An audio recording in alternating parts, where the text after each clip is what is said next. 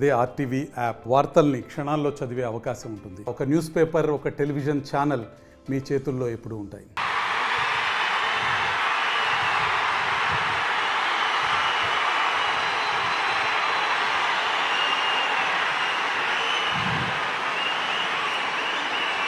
పితృదేవతల ముక్తి కోసం పరితపిస్తూ వారి వారసులు హిమాలయ పర్వత శ్రేణుల్లో ఉన్న గంగోత్రి నుంచి మొదలయ్యే గంగానది దారి కోసం ఎలా ఎదురు చూస్తున్నారో అలా గౌరవ ప్రధానమంత్రి శ్రీ నరేంద్ర మోదీ గారి రాక కోసం అభివృద్ధి లేక అప్పులతో నలిగిపోతున్న ఆంధ్ర ప్రజానికం, దాష్టీకంతో దోపిడీతోటి నలుగుతున్న ఆంధ్ర ప్రజానికం, అవినీతి అప్రజాస్వామిక విధానాలతో కొట్టమిట్టాడుతున్న ఆంధ్ర ప్రజానికానికి ప్రధానమంత్రి, మన ప్రియతమ ప్రధానమంత్రి భూమి మీదకు వచ్చి, హిమాలయాల నుంచి భూమి మీదకు వచ్చి ఎలా సేధనిచ్చిందో మన ప్రియతమ గౌరవ ప్రధానమంత్రి శ్రీ మోదీ గారి రాక ఈ ఎన్డీఏ పునర్కలయిక 5 కోట్ల మంది ప్రజలకి ఆనందాన్నిచ్చింది.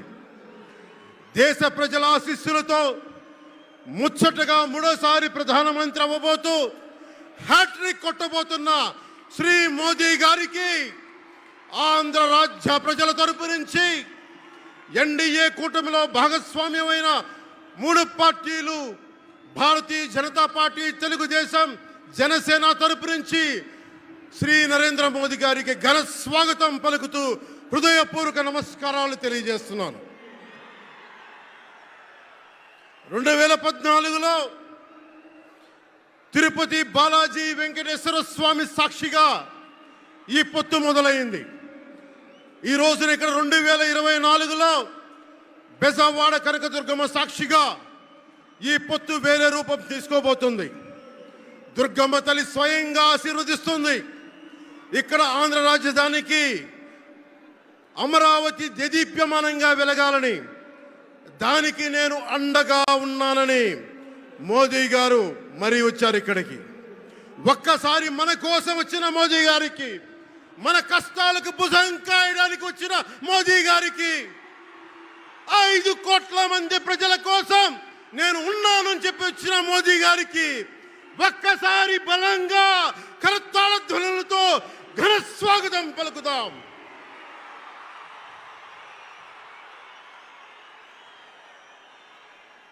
(2014) తిరుపతి బాలాజీ ఆశీస్సులతో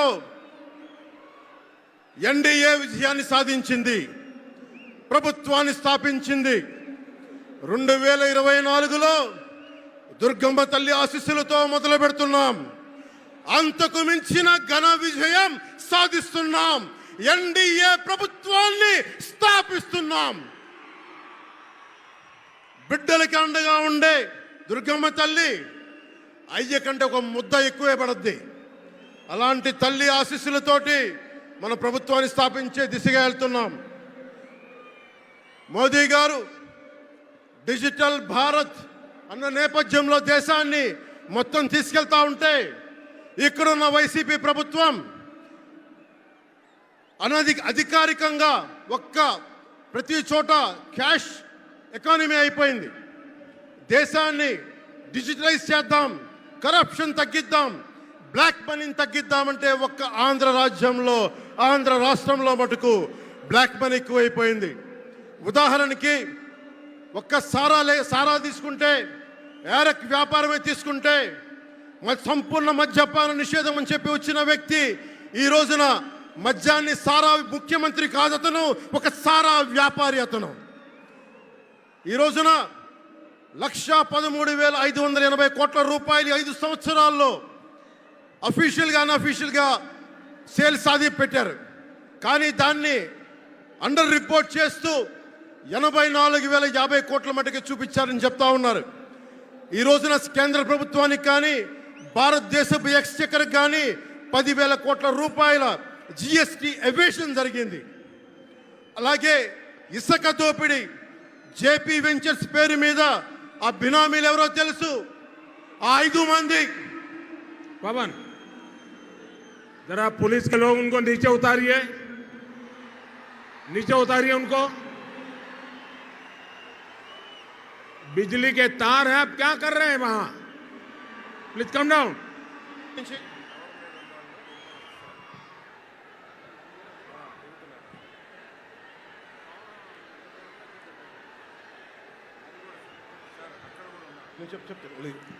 आपकी जिंदगी हमारे लिए बहुत कीमती है। प्लीज नीचे आइए आप। मीडिया वालों ने आपकी फोटो ले ली है, आप नीचे आइए।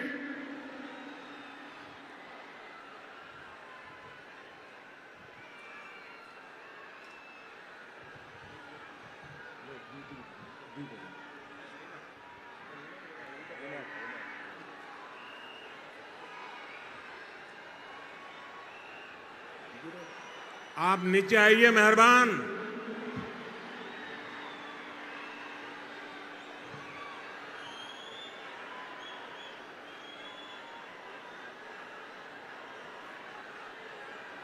यहां जो पुलिस के लोग होंगे, इन सभी टावर पे जरा केयर करें। इस पे बिजली के तार हैं, अगर कुछ गलत हो गया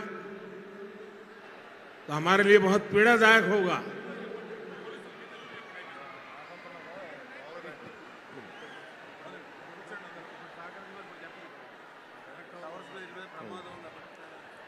దయచేసి అందరూ ఆ ఎలక్ట్రికల్ లైట్స్ అన్నీ ఉన్నాయి, ఎలక్ట్రికల్ కనెక్షన్స్ ఉన్నాయి. దయచేసి మీ ప్రాణాల మీద ప్రధానమంత్రి గారు ఎప్పుడు ప్రోటోకాల్ బ్రేక్ చేసి మరి మీకోసం వచ్చారు. దయచేసి వాటి మీదకి ఎక్కకండి. సభ సజావుగా జరగాలి, మీరు క్షేమంగా ఇంటికి వెళ్ళాలని ప్రధానమంత్రి మోదీ గారు కోరుకుంటూ మరి సభ కంటే ముందు వచ్చారు. ఆయన మాట్లాడగల సమయం కంటే కూడా ముందు వచ్చారు మీకోసం. దయచేసి బాబు మీరు కూడా దిగిపోయింది అక్కడి నుంచి. ఆ టవర్ నుంచి దిగిపోమ్మా, నువ్వు కూడా దిగిపో. ఆరెంజ్ చొక్కా దిగిపో, దిగిపో దిగిపో, దిగాలి దిగాలి. దయచేసి కింద ఉన్న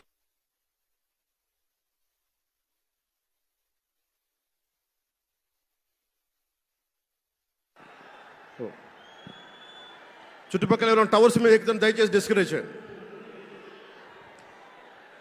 జేపీ వెంచర్స్ పేరు మీద జగన్ బినామీలు దాదాపు 40,000 కోట్ల స్కామ్ ఇసుక దోచేశారు. అందరూ అడిగిన వాళ్ళని, కిషన్ అనే రిపోర్టర్ని చిత్తూరులో చంపేశారు. ఇక లా అండ్ ఆర్డర్ దృష్టికి వస్తే ఆంధ్రప్రదేశ్ హైయెస్ట్ గాంజా క్యాపిటల్ అయిపోయింది. New drug capital of India అయిపోయింది ఆంధ్రప్రదేశ్. రాజ్యసభ హోంశాఖ సహాయ మంత్రి శ్రీ అజయ్ కుమార్ మిశ్రా గారు 2019 ఒక ప్రశ్నకి సమాధానంగా 2019-2021లో 30,196 ఆడవాళ్ళు అదృశ్యమయ్యారని చెప్పి స్వయాన రిపోర్ట్ చేశారు. 7,918 మంది 18 ఏళ్లలోపు యువతులు, 22,278 మంది 18 ఏళ్ల దాటిన యువతులు. దీనికి ఒక్క స్పందన లేదు ఈ ప్రభుత్వం నుంచి. ఒకవైపు ఆత్మనిర్భర్ భారత్గా, సెల్ఫ్ రిలయంట్ భారత్గా ఎక్కడి నుంచో విదేశాల నుంచి వచ్చిన సంస్థలు భారతదేశానికి వస్తుంటే ఆంధ్రప్రదేశ్కి రావాల్సిన సంస్థలు పారిపోతూ ఉన్నాయి. 2,200 కోట్ల పెట్టుబడితో సంస్థ హైదరాబాద్ తరలిపోయింది. Amar Raja, Franklin Templeton, Reliance Electric unit ఇవన్నీ ఈరోజు వెళ్ళిపోయినాయి ఆంధ్రప్రదేశ్ నుంచి. పారిశ్రామిక ప్రగతి ఒకప్పుడు 2019లో 10.24% ఉండగా ఈ రోజున -3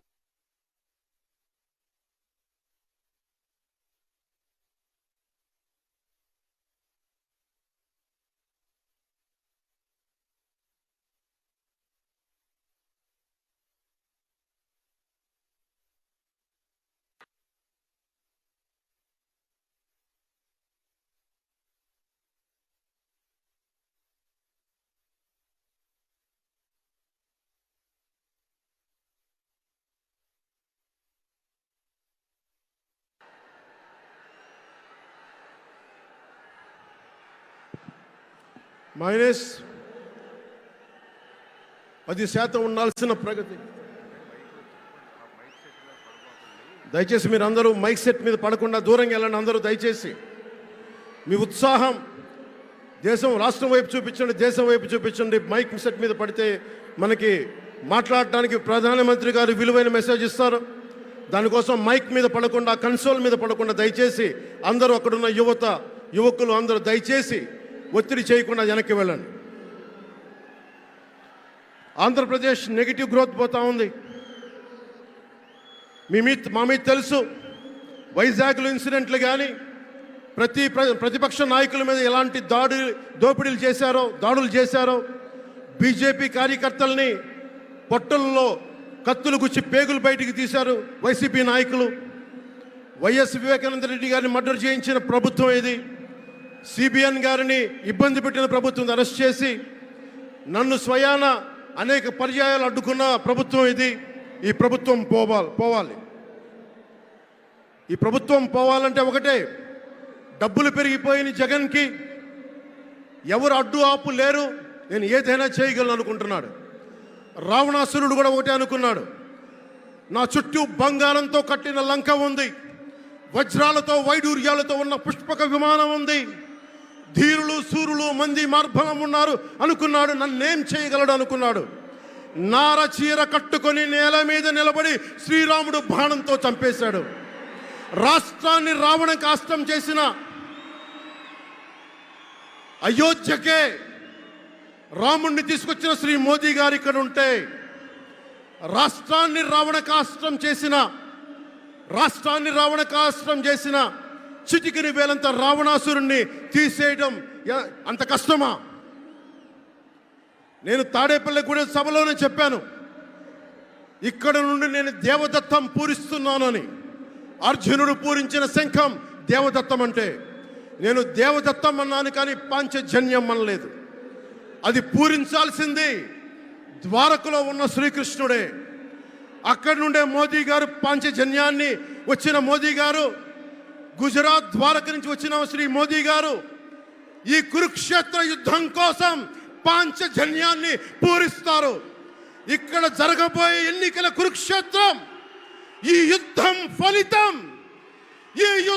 ఫలితం ధర్మందే విజయం, పొత్తుదే గెలుపు, కూటమిదే పీఠం.